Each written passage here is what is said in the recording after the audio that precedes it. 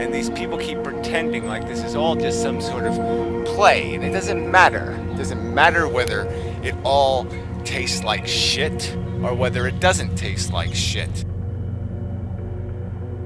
You know, without God, the fact is we're stuck with unintelligent design, all right? There's no creative purpose, no agenda. I describe it as gladiator wars. 4 billion years of little DNA molecules fighting with each other. The swords come out, the big sharp teeth, the Tyrannosaurus Rex. The whole thing is basically a slaughterhouse. All that matters is the quality of your experience. We're talking about gambling with other people's welfare. That's the whole point here, is that you're not taking account or responsibility for what it means to gamble. It means that it's drunk driving. It means you're implicating other people's welfare in the game you want to play. You know, humans are full of delusions. Not only the God delusion, but the whole life purpose, Santa Claus, Merry Christmas, I love you, Mom delusion. I mean, their delusions are everywhere. And everybody, in my opinion, seems to be running from a truth that is, we are part of an unintelligent design that has basically created a carnage slaughterhouse. And you all seem fine with that. There is how you experience life and how you affect the other things out there experiencing life. That's it. So there's your welfare and there's your impact on the welfare of others. Antinatalist plus, or whatever you want to call it, EFIList. So yeah, it's just life spelled backwards.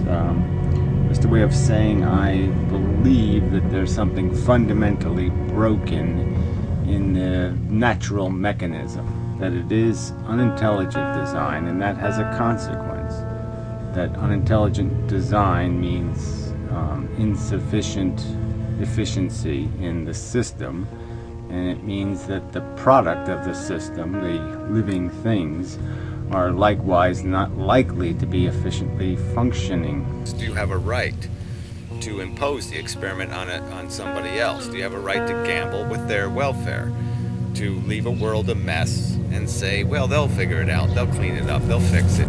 Yeah, you're just going to keep passing the buck. And that's bullshit on its face. It isn't a world of sufficient quality. And depending on which one you do, is going to define whether you're a son of a bitch or whether you're a great human being. And that's just the way it is. There is a qualitative meaning and substance to your existence. You will have an impact.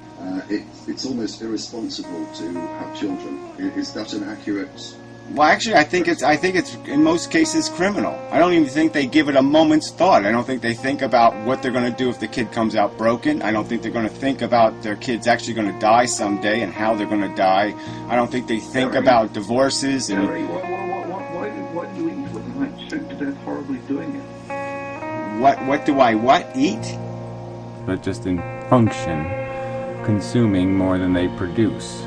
That they have nothing they can produce. So I've used terms like zero-sum game to describe life, because you're basically just stealing energy perpetually to replicate a molecule. And then overall, it's just 4 billion years of molecular modification.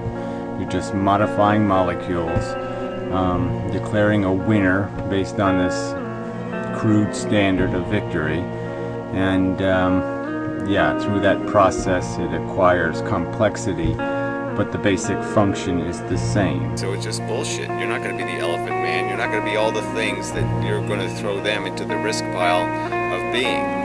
You're not going to be me. It's that simple. You're not going to have to live with the Poeskian little neurology that's going on inside of my head. And so you have no right to take that authority and say, I'm going to impose it, until you create your fail-safe. I mean, there was a while, I had a neighbor who was an alcoholic, and part of me was always saying, well, what am I doing? I mean, here I am helping him, but in the reality, I could be putting people's lives at risk, and they could be killed by this fucker, or crippled, or maimed, or, you know, have horrible things happen to them. Very unpleasant things happen because of, you know, he was a dangerous person in his mental condition. Well, what I'm doing is arguing for a minimization of the suffering. I value suffering. I say conscious animals, any sentient experience suffering has value. Make the bed before you force somebody to sleep in it. It's not that complicated. So yeah, fix that piece of policy first. Get an international right to die in place, and then start making your argument about how you're not imposing a severe enough risk for anybody to have an objection or to claim objection. Because I'm objecting to you taking the authority to say you have a right to impose life on me.